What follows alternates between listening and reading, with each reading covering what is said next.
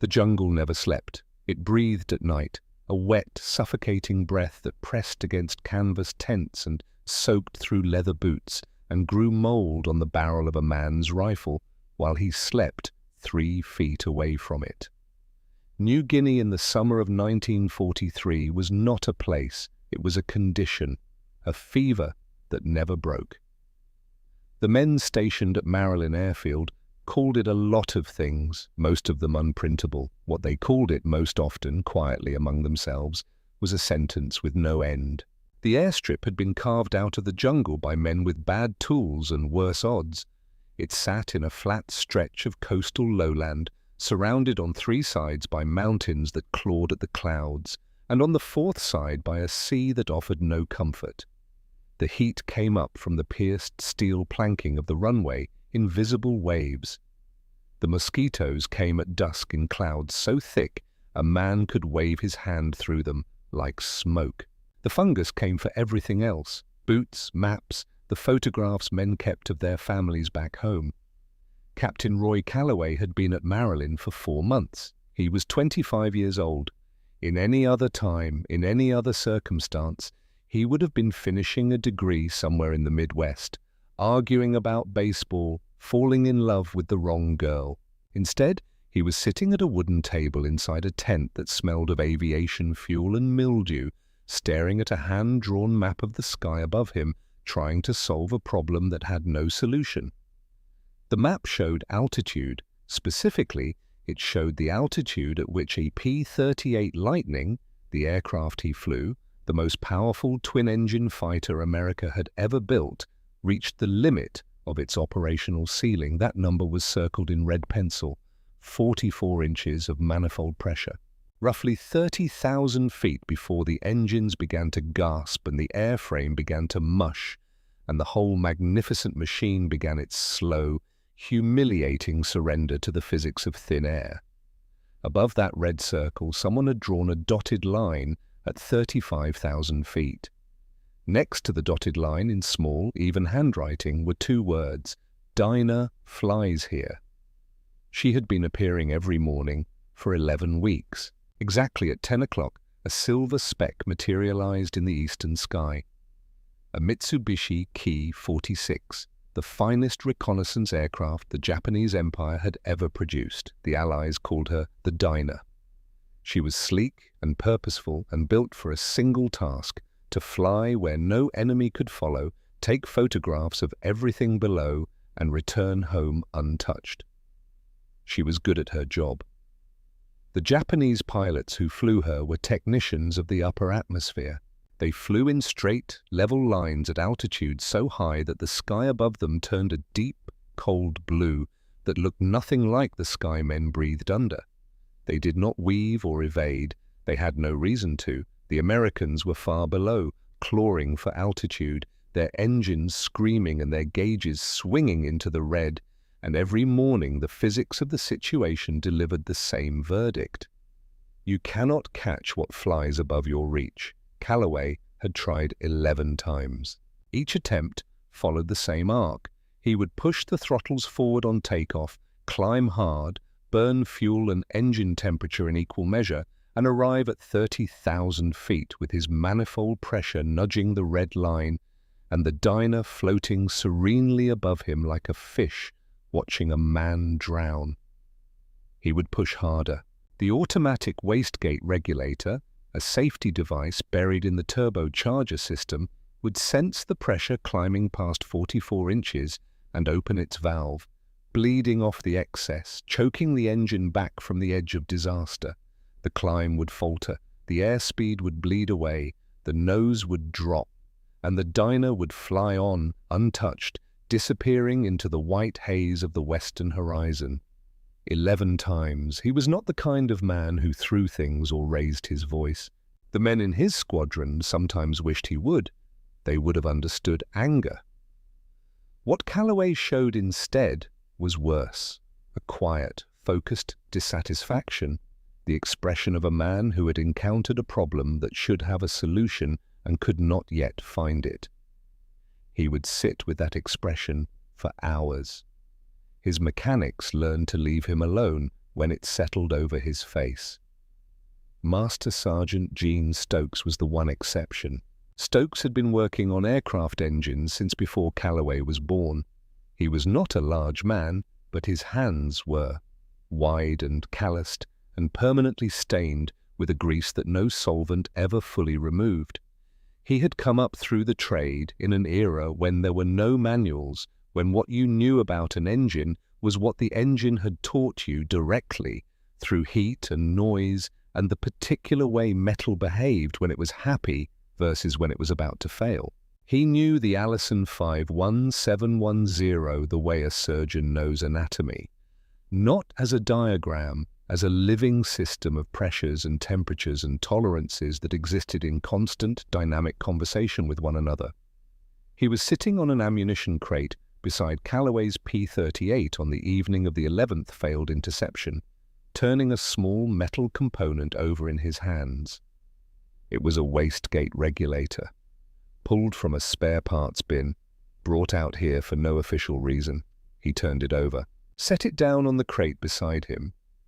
Calloway walked over and stood there, looking at it too. Neither man spoke for a while. Then Stokes picked it up again and said, without looking up, "You know what this thing does when you hit 44 inches? Calloway said he did. "It saves the engine," Stokes said. "That's what it's designed to do."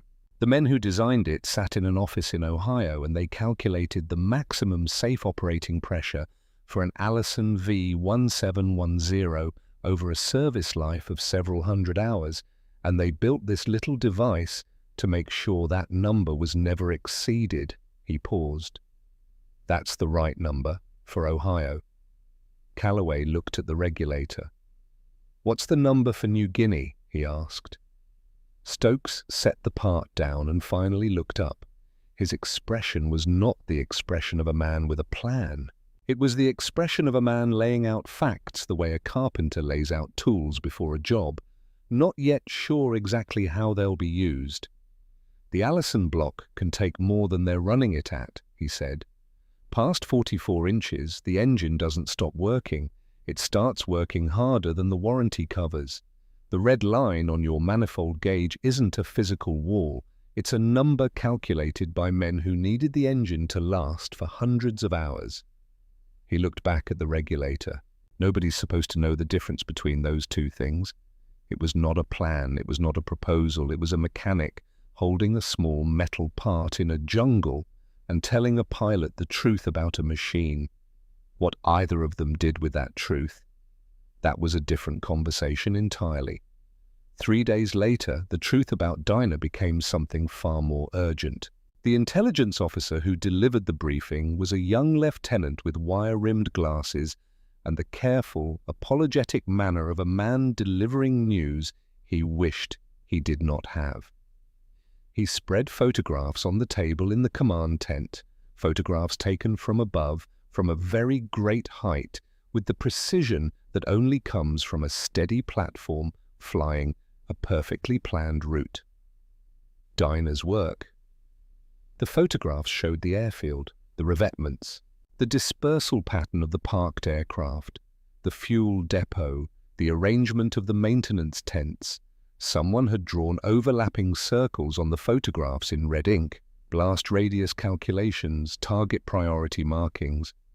The decoded intelligence was brief and unambiguous. A major Japanese airstrike was being planned. The target was Maryland Airfield. The timing was within 14 days.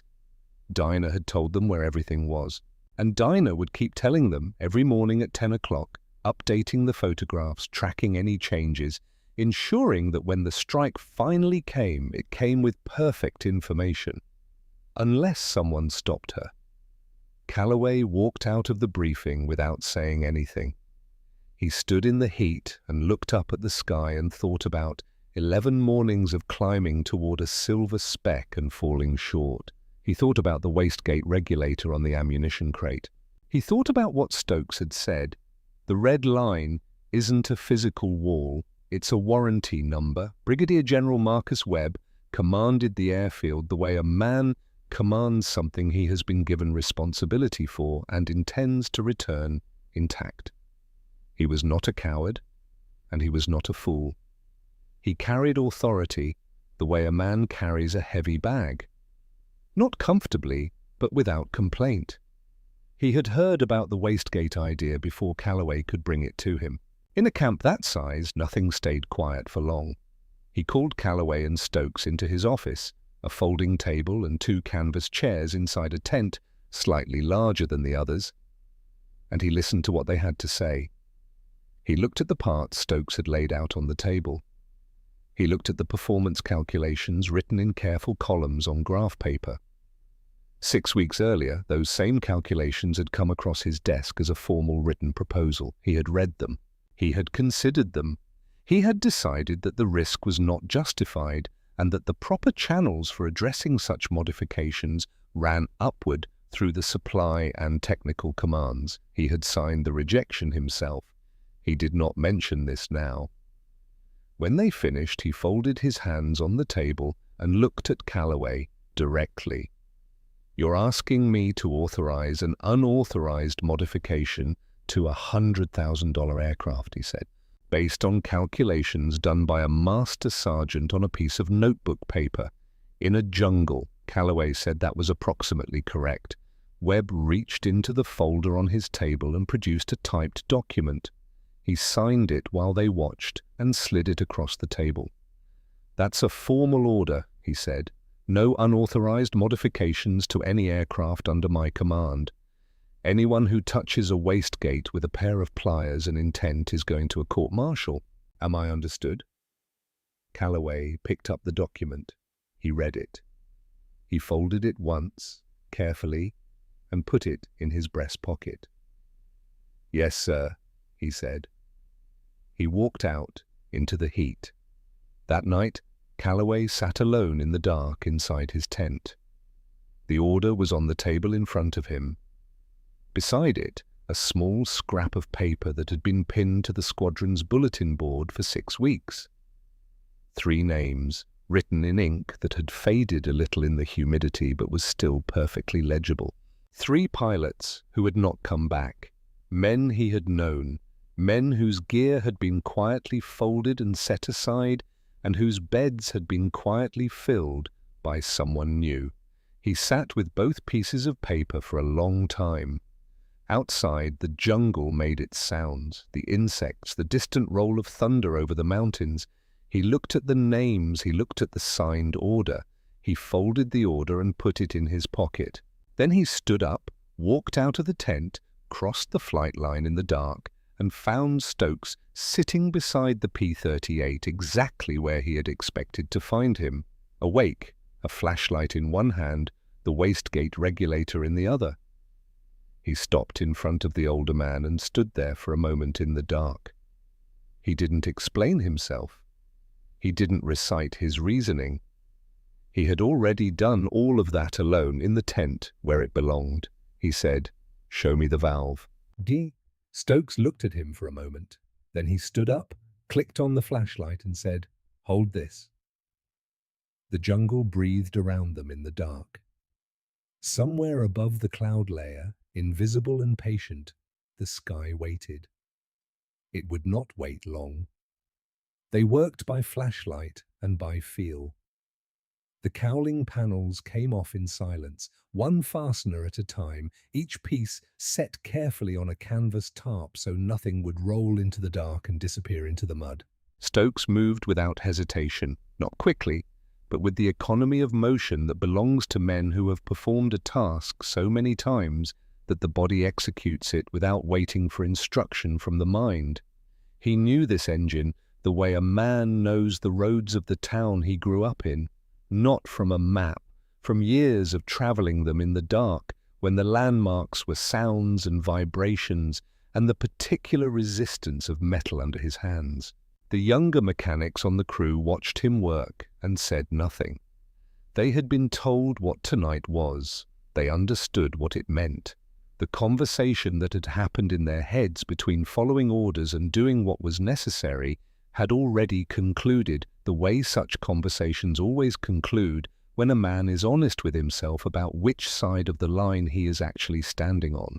The wastegate assembly sat at the back of the turbocharger housing like a small, unremarkable piece of plumbing.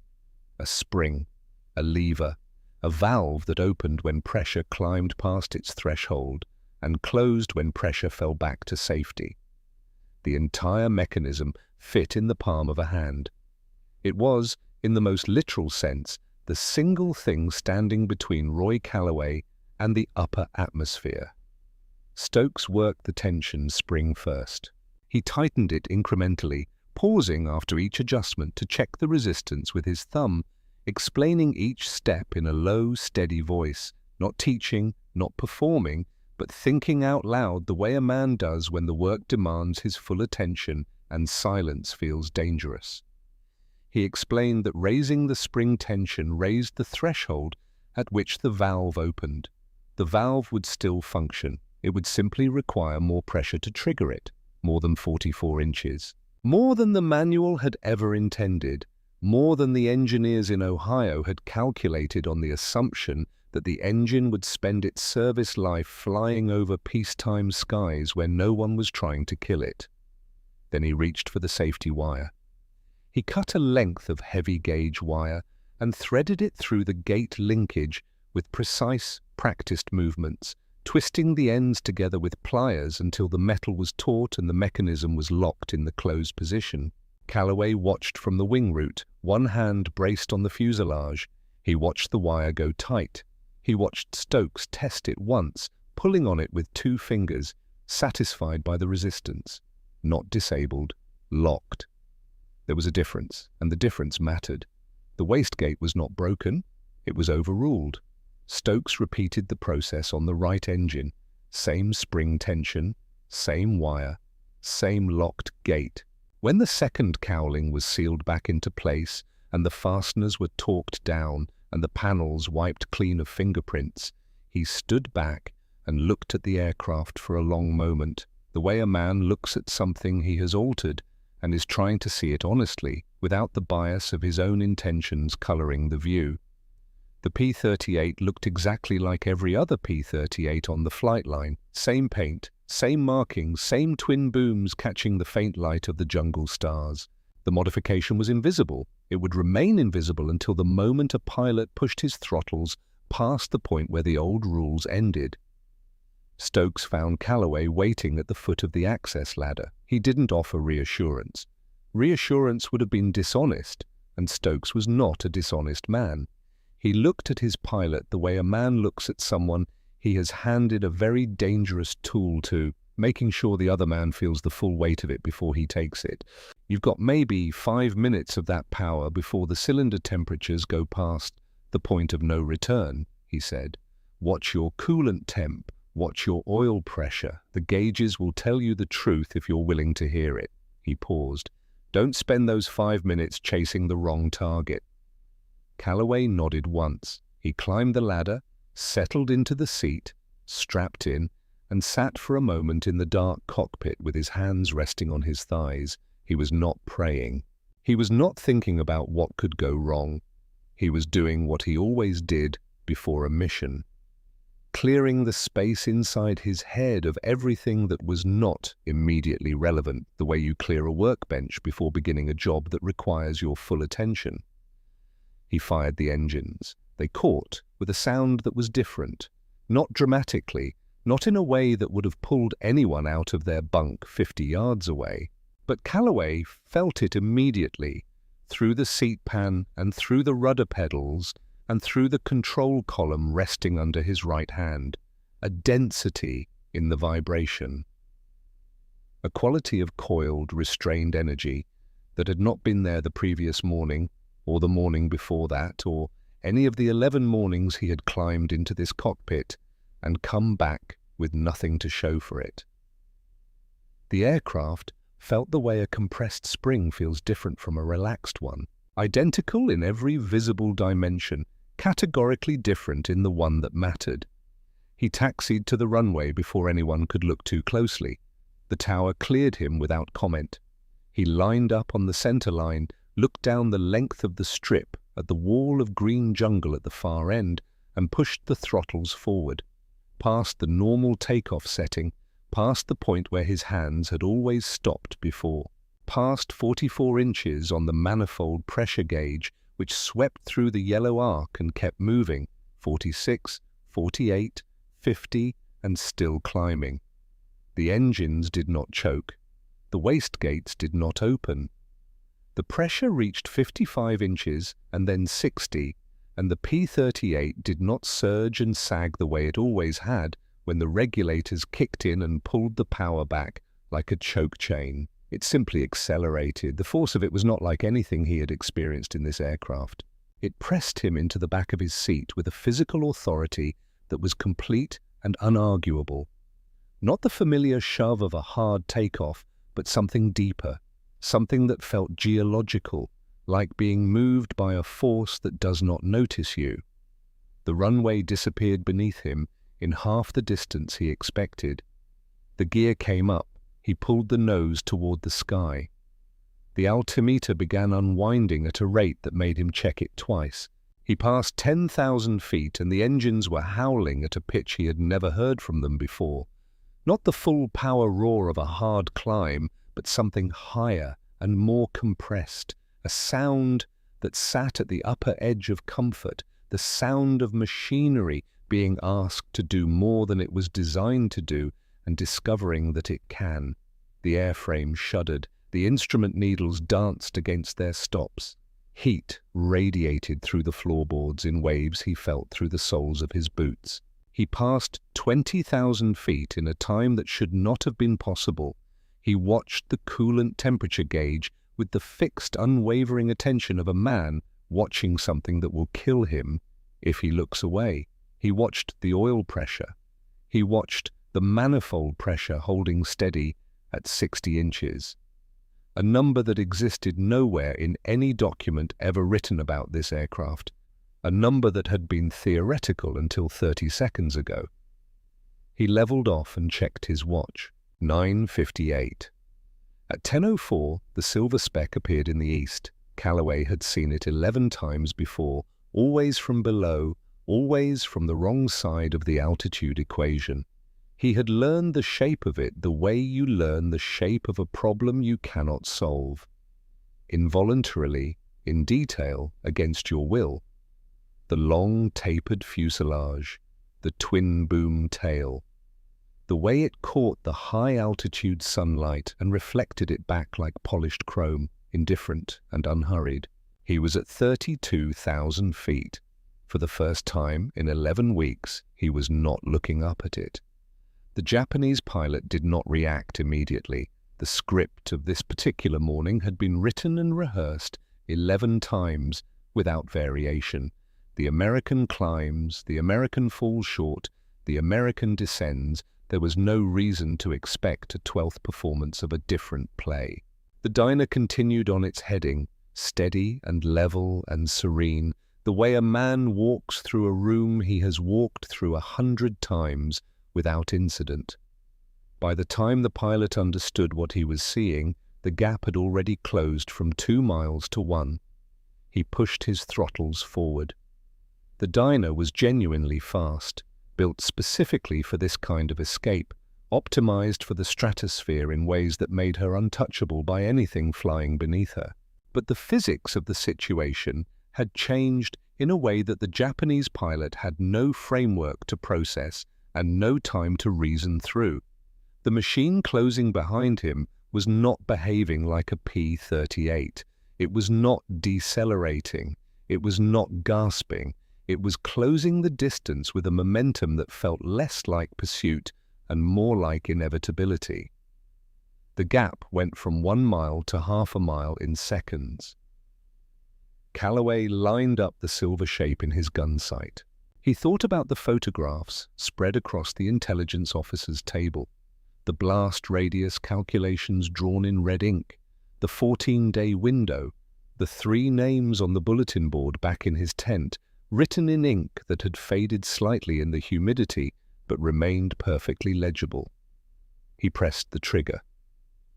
The nose of the P-38 erupted in fire and smoke. The recoil shuddered through the airframe. The stream of tracers reached out across the cold, thin air and connected with the Dyna's starboard wing route, and the reconnaissance aircraft that had haunted Maryland Airfield for 11 weeks came apart in a single catastrophic moment. A flash of expanding fire and tumbling aluminum fragments, the pieces separating and falling in a long, silent spiral toward the green floor of the jungle 34,000 feet below. Calloway pulled his finger from the trigger. He checked the clock in his head. 2 minutes and 40 seconds of emergency power. Approximately 2 minutes and 20 seconds remaining. The shadows came from above. He saw them before he consciously registered what they were. Dark shapes resolving out of the blinding glare of the sun, already past the apex of their dive, already committed to their attack vectors. 5 of them. Mitsubishi, a 6M0s, dropping from altitude with the silent certainty of men who have done this before and know how it ends. The shape of the trap assembled itself in his mind all at once, the way a picture assembles when you finally see what you were looking at.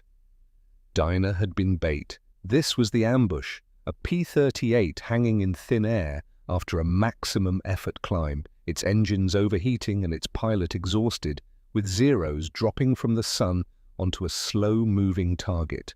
It had worked before. It had worked on men whose names were written on the bulletin board back at Maryland in ink that had faded slightly in the humidity. The difference, the single difference between today and every time this trap had worked before, was that those pilots had arrived at this moment with nothing left to spend. Calloway had 2 minutes. Later, the men who knew him would argue about when exactly it happened, the precise moment when Roy Calloway stopped being a captain and became Hawk. Some said it was the first time he caught the Dyna.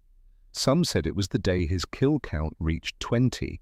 But the men who knew him best, who had watched him work through 11 mornings of failure without losing the thread of his own thinking, said it happened here, in this moment.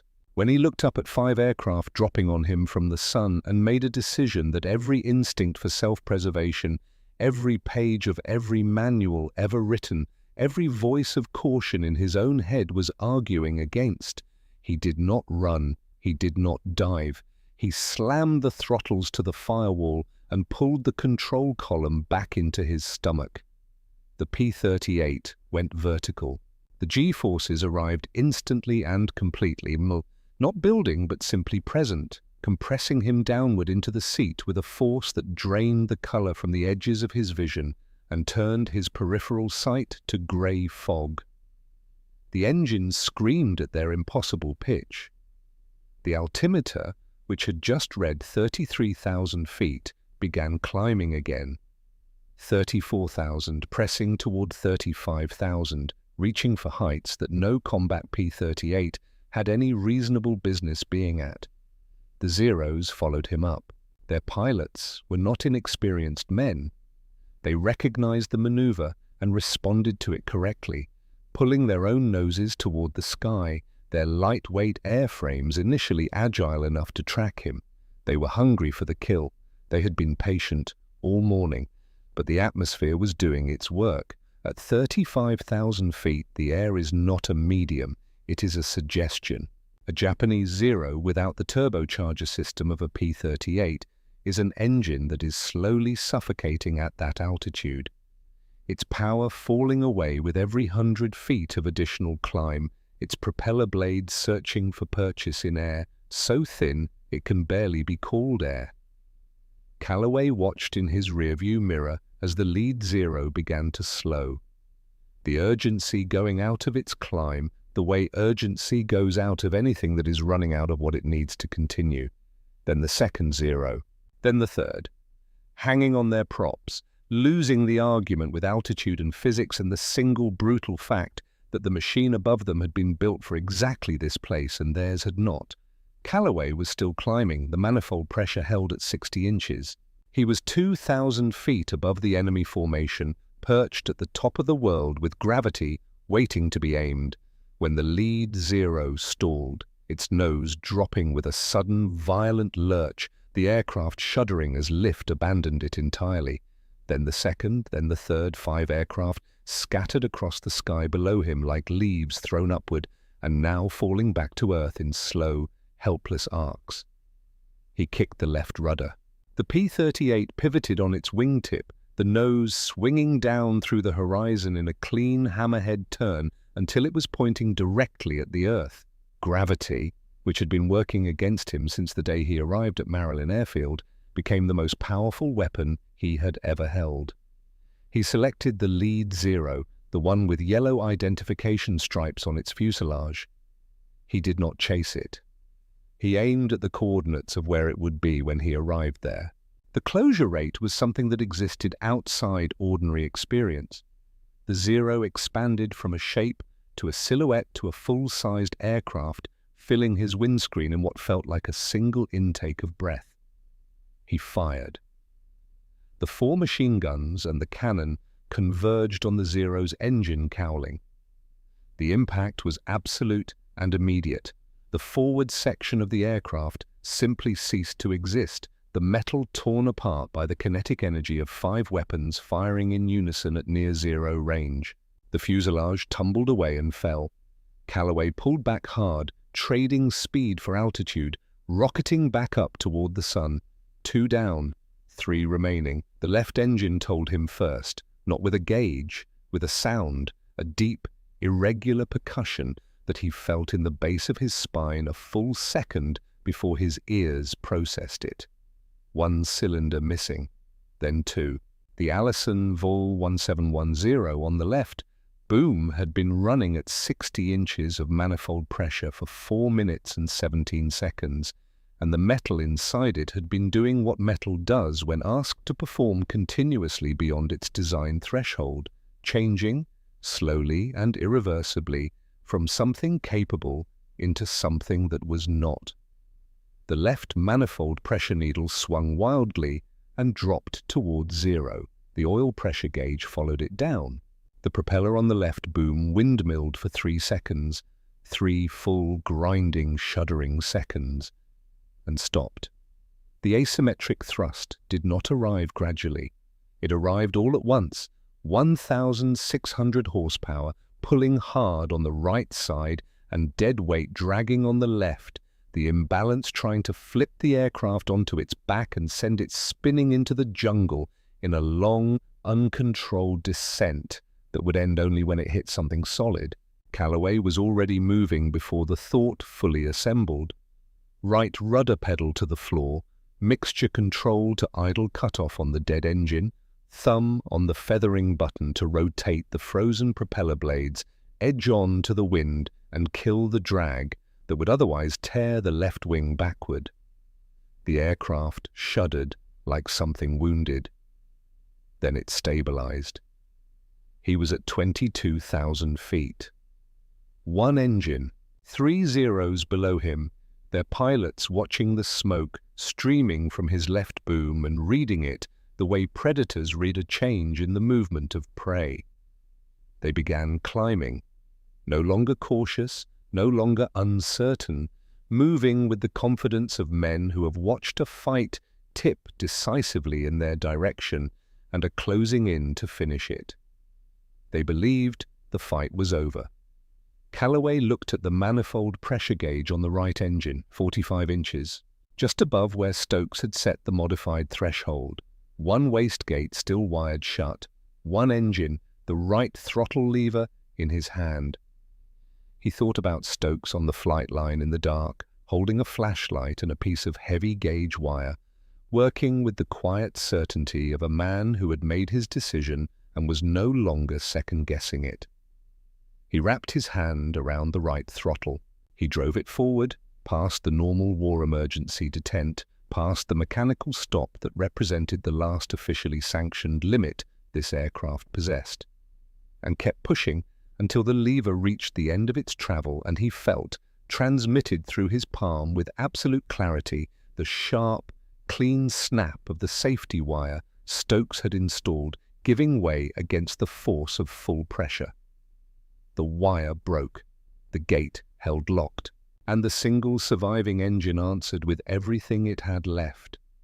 A sound that was almost human in its quality, the sound of something giving its absolute maximum with complete knowledge of what that expenditure would cost. The manifold pressure gauge climbed to 60 inches. The airspeed built past 300 miles per hour, past 330, past 360, a number that did not exist in any performance table for a single-engine P-38, a number that should have been physically impossible for an aircraft dragging a feathered propeller on one side and running on one engine that had already been pushed past the edge of its design envelope twice in the same morning. The Zeros were climbing to meet a crippled, slow, easy target. They found something else entirely. Callaway picked the Zero cutting the diagonal intercept, the one trying to get ahead of him, anticipating that the American would turn. He did not turn. He adjusted his heading by 4 degrees, led the target by a calculated margin born of instinct and practice, and the particular clarity that comes when a man has run out of options and is left with only one thing to do. He pressed the trigger. The burst caught the Zero's wingtip. The fragile structure shattered at the point of impact, and the aircraft snap-rolled instantly, violently, tumbling into a corkscrew descent that it would not recover from. The 2 remaining pilots saw it. They saw their flight leader gone. They saw their wingman spinning down. They looked at the space where the crippled American aircraft had been and found it moving away from them at 360 miles per hour. Trailing smoke, dragging a dead propeller, running on one engine that should by every measure have been dead 20 minutes ago. And the arithmetic of the situation delivered its verdict clearly enough that neither man required more evidence. They broke off. They turned for home. Callaway watched them diminish in his mirror, 2 shapes becoming 2 specks, becoming nothing against the enormous indifferent blue of the high-altitude sky. He eased the right throttle back from 60 inches to 40. The engine continued turning, rough and shaking and consuming its own structure from within, but turning. He checked his position. 100 miles from Marilyn, 1 dead engine, one that was melting internally with every passing second. The aircraft was losing altitude at a rate that would require careful management over the terrain ahead. He pointed the nose south. Behind him, 3 aircraft were burning somewhere in the green canopy below. The sky above him was empty and enormous and completely still. He flew toward home through the silence of it, through the thin, cold air at the edge of where men had any business being.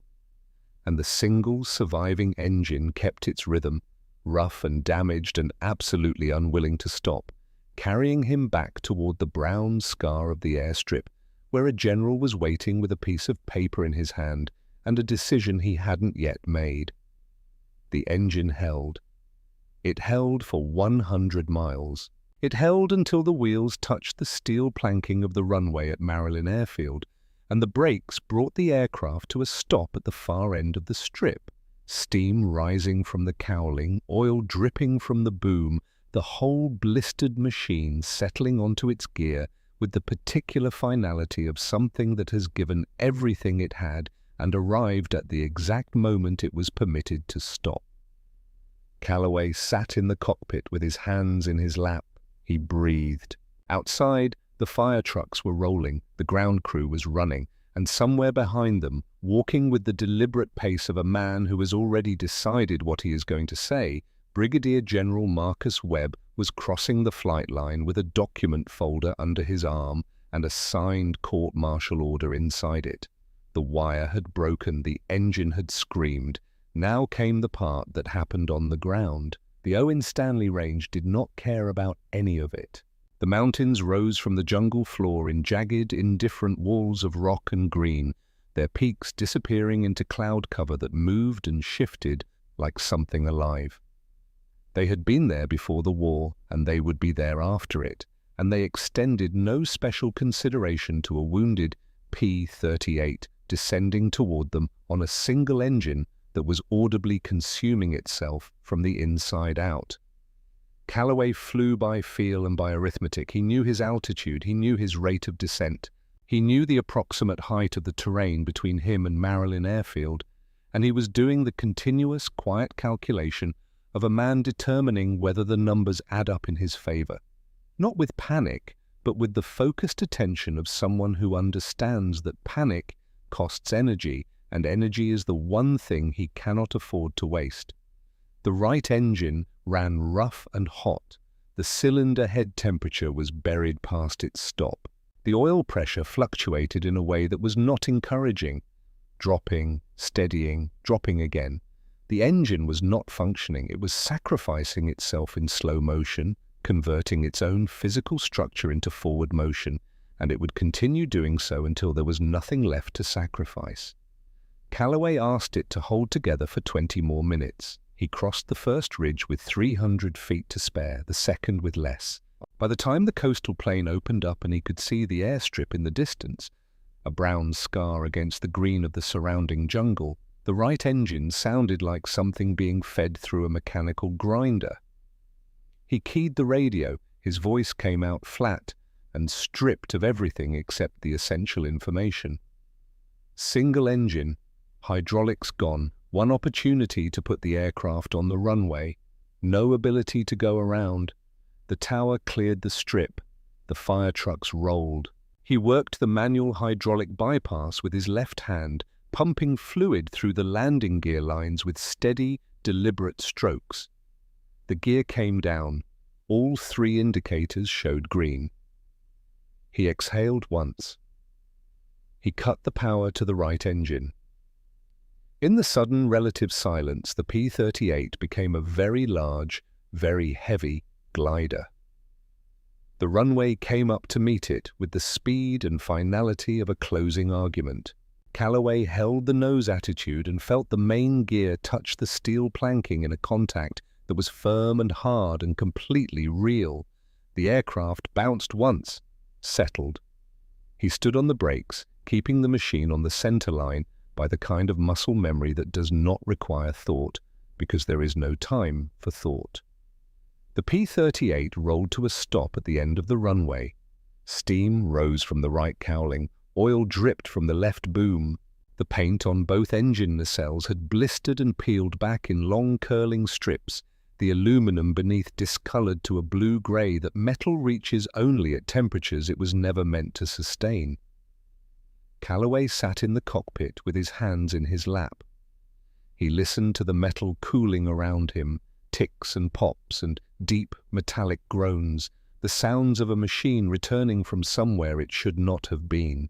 He breathed the thick, wet, jungle-heated air of Maryland Airfield and found that it tasted better than anything he could remember. He climbed down from the wing to find Brigadier General Marcus Webb waiting for him on the tarmac. Webb had not come because he was concerned. He had come because he was certain. He looked at the aircraft first. The blistered paint, the feathered propeller frozen in place, the cowling still radiating heat in visible waves. He took his time with it, the way a man takes time with a balance sheet when he already knows the bottom line but is checking the figures anyway. Then he looked at Calloway. He reached into the document folder under his arm and produced a single typed page. The court-martial order, 2 names above the signature block. His own signature, no longer empty. "You took an aircraft I had expressly ordered not to be modified," Webb said. His voice was not raised. A raised voice would have been easier to stand in front of. This was the voice of a man who had decided on the precise nature of each word before he spoke it. "You modified it in direct violation of a written order. You flew it in combat, and you have returned it to me in a condition that the word destroyed does not adequately capture." Calloway stood at attention. He did not speak. "This covers both you and Stokes," Webb said. "It goes to JAG this afternoon." The flight line was very quiet.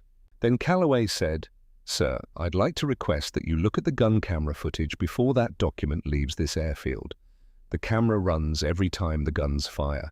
What's on it is either going to make that document necessary or it's going to make it irrelevant. Either way, you should see it before you decide." Webb looked at him for a long moment. Then he turned to the intelligence officer at the edge of the group and told him to pull the film, develop it, and have it projected within the hour. He told Calloway to get something to drink and be in the briefing tent in 60 minutes. He walked back toward his jeep without another word. The briefing tent held 12 people when the projector came on. Webb sat in the front row. The document folder was on his knee. He did not open it during the film. He did not look away from the screen once. The footage was grainy and shaking and washed out by the high-altitude sunlight. A mechanical record of something violent and fast shot by a camera with no regard for aesthetics. But what it showed required no interpretation. The first sequence was the diner, large, close, at an altitude that every man in the room understood should not have been reachable. The moment of its destruction was brief and absolute, a flash of fire and fragments, and then sky. The intelligence officer froze the frame. The altimeter, visible in the corner of the footage, read 34,200 feet. Someone in the back of the room said something very quietly. Webb said nothing. The second sequence showed the sky rotating as the aircraft went vertical. It showed the zero formation from above, a perspective that required the camera to be above the enemy aircraft that had been diving on it from altitude seconds earlier. It showed the zeros not as attackers, but as targets. The first one dissolving in the instant of a cannon burst, the second spinning away, the third losing a wingtip and tumbling, the two survivors turning west and not returning. When the film flapped to its end and the white light of the empty reel filled the screen, nobody moved. Webb stood. He walked to the front of the room and stood beside the projector, his back to the audience, looking at the white screen. The room waited. Then he turned around. He stood there long enough that the chairs around him shifted uncomfortably. What the men behind him did not know, what only Webb knew because it was his signature on the relevant document, was that 6 weeks ago a written proposal had crossed his desk. A technical analysis submitted by a master sergeant. Careful columns of numbers on graph paper, a reasoned argument that the manifold pressure limit on the Allison engine was a warranty figure and not a physical wall.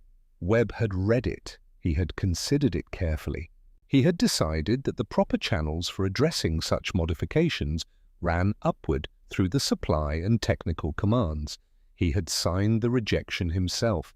He was looking at the result of that decision on the screen in front of him, not the burning aircraft in the jungle, not the diner that would no longer map his airfield. The altitude reading frozen in the corner of the gun camera frame, 34,200 feet, higher than his own signed rejection, had implicitly declared worth attempting.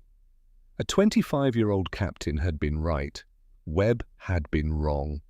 Not carelessly, not negligently, wrong the way a careful man is wrong when the system he trusts is slower than the war it is supposed to fight.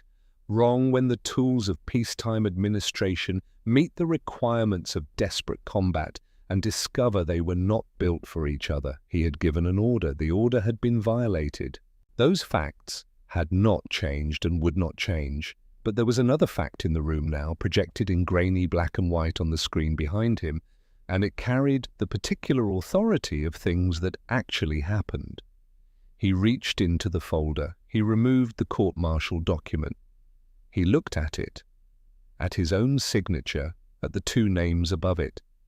And then he walked to the waste bin beside the briefing table and dropped it in. No ceremony, no speech. The paper went into the bin the way paper goes into a bin. A small dry sound, then nothing. He turned to face the room. "I want 2 replacement Allison engines installed on Captain Calloway's aircraft by 0600 tomorrow," he said. "Pull them from the spare parts pool and make it happen tonight." He paused. "Master Sergeant Stokes's restriction is lifted effective immediately." At the back of the room, Stokes stood without expression. He looked down at his hands for a moment. The permanently stained hands of a man who had spent his adult life inside engines. Then he looked through the open tent flap at the aircraft sitting at the end of the runway, blistered and smoking and standing on its own wheels. He nodded once, to no one in particular. Webb looked at Calloway directly. "Get some sleep, Captain," he said. "I expect the same result tomorrow." The intelligence officer who had delivered the 14-day warning found Calloway that same evening. He brought a decoded intercept. The Japanese strike planning had been suspended indefinitely, according to the signals traffic pulled in the 12 hours since the engagement. The photographic record Dinah had been building for weeks was gone with the aircraft. 3 of the pilots assigned to escort the planned strike had not come back from the ambush that morning. The 14 days had become an open question with no answer on the other side. The officer didn't make a speech about it. He handed Calloway the intercept, nodded once, and left. Calloway read it, folded it, put it in his pocket alongside the order Webb had signed, and he had carried through the entire mission without once taking out to look at. Both pieces of paper had done their jobs. Stokes found Calloway at the aircraft an hour later. He had already pulled the right cowling and was standing beside the engine, looking at what remained of it with the expression of a man looking at something that had done exactly what was asked of it and had nothing left to give. The engine block had fused in several places. The spark plug wires had melted into the valve covers. The turbocharger housing was still warm to the touch, its interior surfaces coated in vaporized oil that had long since stopped being oil in any functional sense. Calloway stood beside him and looked at it. "Any complaints about the tune-up?" Stokes asked, his voice dry. Calloway looked at the mechanic who had risked his career, his freedom, and his future to give a 25-year-old pilot a fighting chance against a machine that shouldn't have been possible to fight. He shook his head slowly. "Only complaint I have," he said, "is that I ran out of zeros before I ran out of horsepower." Stokes reached into the engine bay and worked the safety wire loose with his pliers. Slow, methodical turns, the same careful movements he had used to install it the night before. He removed the wastegate assembly from the turbocharger linkage and held it in his palm, a small, unremarkable piece of metal that had spent the morning at 35,000 feet deciding the outcome of a battle. He turned it over once. Then he put it in the breast pocket of his work shirt and buttoned the flap. Calloway looked at him. "Souvenir," Stokes said simply, and went back to work. The modification spread without paperwork, without authorization, without a single official document acknowledging its existence. Mechanics who had heard the story from mechanics who had been there began looking at their own wastegates with new eyes, not as sacred components of a certified system, but as variables in an equation that the desperate circumstances of combat flying required them to reassess. In the hangars, quietly, without ceremony, the unwritten rulebook changed. Roy Calloway kept flying. The kill markings on the nose of his aircraft accumulated through the months that followed as the war moved north and west across the Pacific. Each one a mission that had begun with a pre-flight walk-around, a conversation with a ground crew that understood its pilot, and engines tuned to the edge of their endurance by men who had learned that the manual was a starting point, not a conclusion. The number reached 10, then 20, then 30, then 38. He became the second highest scoring American ace of the entire war, a fact that was noted in dispatches and celebrated in the press, and remembered long after the specific details of how he had gotten there began to fade. He died in January of 1945, not because an engine failed him, not because a zero outmaneuvered him. He stalled his aircraft at low altitude over a target he had already cleared, having circled back when he saw a younger pilot, a wingman barely 20 years old, taking anti-aircraft fire and struggling to maintain control. The younger man would not have survived the next 30 seconds without someone to anchor his attention and talk him through it. Calloway went back. He went back at an altitude that did not give him the margin his aircraft needed to survive a tight turn, and the P-38 did what the physics of flight require when energy runs out in a bank. The nose dropped. The jungle was too close. There was no recovery. He was 26 years old. He had never once in his entire career as a combat pilot left a man behind who could be brought back. The wastegate Stokes carried in his breast pocket went home with him after the war. It sat on a shelf in a workroom for years, a small piece of metal with no label and no explanation, unremarkable to anyone who didn't know what it had been through.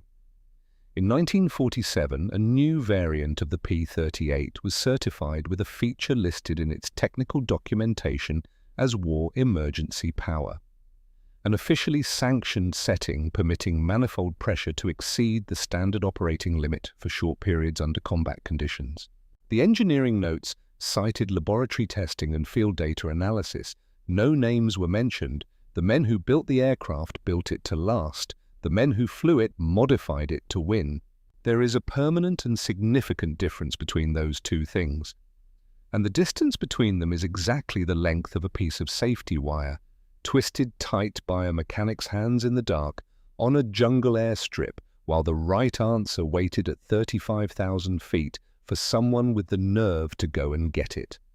The wire broke, the engine screamed, the sky opened up, and in the end, victory is the only thing that doesn't rust.